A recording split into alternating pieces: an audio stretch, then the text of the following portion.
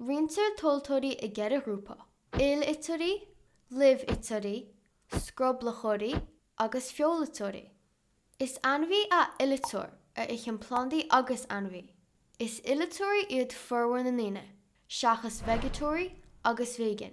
Ichin daoine plandaí, cosú le torthaí agus glasraí, agus ichin siad anmhí agus targaí anmhí freisin, cosú le feol agus bainne.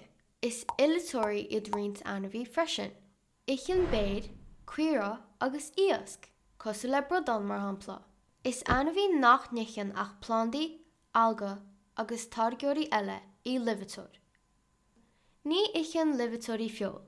Is livetóirí iad fianna, cuire agus gabhair mar shampla. Is anmhí a scroblachoir a ichin anmhí cáilte, bultar agus coyote mar shampla. Is anmhí a feolatóir nach nichin ach anmhí eile, agus ní ichin se plandaí, leon agus seorcanna mar shampla.